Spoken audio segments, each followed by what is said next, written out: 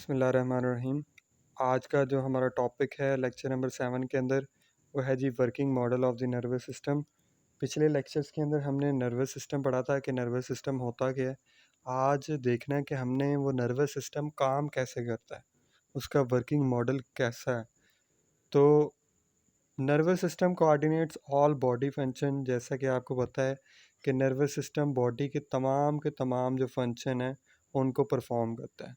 जैसे कि आपने अगर भागना है, आपने दौड़ना है, आपकी थिंकिंग, आपकी ब्रीथिंग, आपका हार्ट रेट, हर चीज़ जो है वो बॉडी का जो नर्वस सिस्टम है वो कंट्रोल कर रहा होता है। यानी कि बॉडी के जितने भी फंक्शंस हैं, चाहे वो डाइजेशन हो, चाहे वो ब्रीथिंग वगैरह, वो सब तमाम के तमाम जो है वो नर्वस सिस्टम जो है वो कंट्रोल कर रहा होता है। तो वो कैसे कंट्रोल कर रहा होता है वो नीचे हमने पढ़ना है आज। It also detect the change in environment and produce response to the change. कि ना सिर्फ जो माहौल में तब्दीलियाँ पैदा हो रही होती हैं उसको भी डिटेक्ट करता है नर्वस सिस्टम, बल्कि उसी के मुताबिक अपने आप को रिस्पॉन्स जो है वो शो करता है। The working of nervous system has following component. ये शॉर्ट क्वेश्चन भी आता है कि what are the components of nervous system, या name the components of nervous system. तो ये आपने यहाँ से लिखना है, the working of nervous system has the following components. तो ये 5 कंपोनेंट्स हैं। पहला है जी स्टिमुलस, रिसेप्टर, कोऑर्डिनेटर, अफेक्टर और रिस्पॉन्स। इनकी डेफिनेशनें भी पढ़नी है हमने आज, और इनका आगे देखते हैं कि ये क्या क्या होते हैं। यहाँ पे आप आगे डायग्राम आपको एक नज़र आ रही होगी।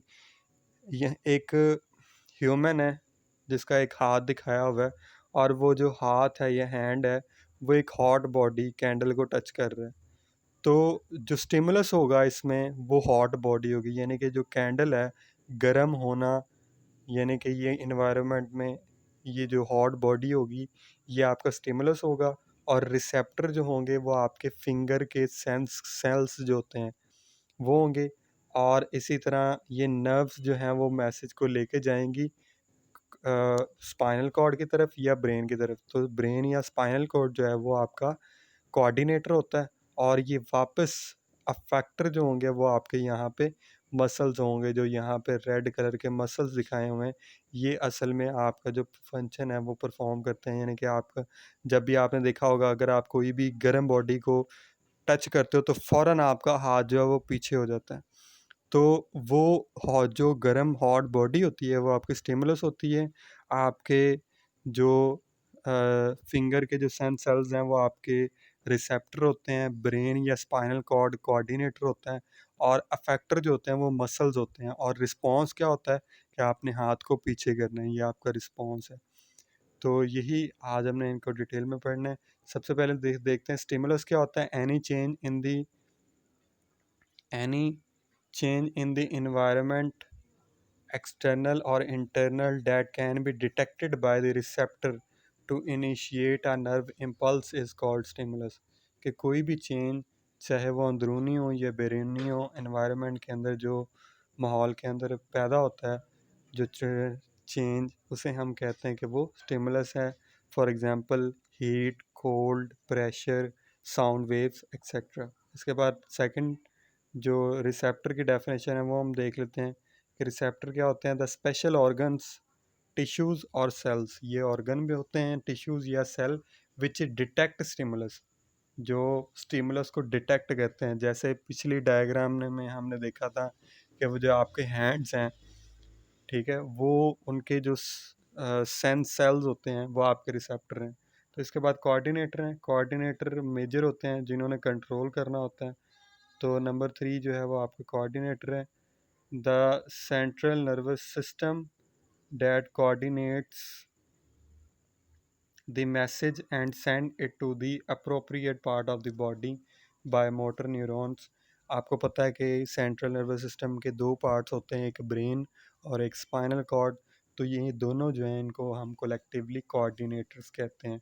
तो एग्जांपल आपका ब्रेन एंड स्पाइनल कॉर्ड, ये आपके कोऑर्डिनेटर हो जाएंगे। इसके बाद आपके अफेक्टर जो होते हैं, the motor neuron carry the nerve impulse to the parts of the body which produce response are called effector। ये न्यूरॉन की हमने टाइप्स पढ़ी थी लेक्चर सेकंड या थर्ड में। तो उसमें हमने ये मोटर न्यूरॉन, सेंसरी न्यूरॉन और इंटर न्यूरॉन की हमने बात की थी। तो सेंसरी न्यूरॉन लेके जाती हैं ब्रेन की तरफ और मोटर न्यूरॉन ब्रेन से वापस मसल्स की तरफ आती हैं।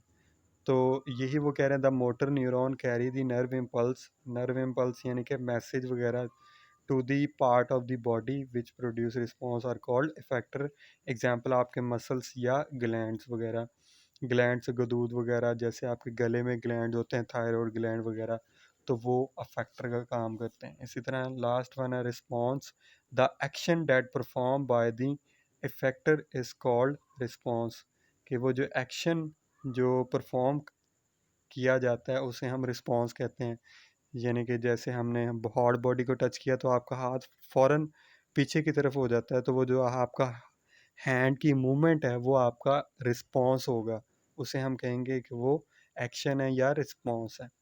तो ये हमारे 5 कंपोनेंट्स थे जिसकी बुनियाद पर आपका नर्वस सिस्टम जो है वो काम करता है।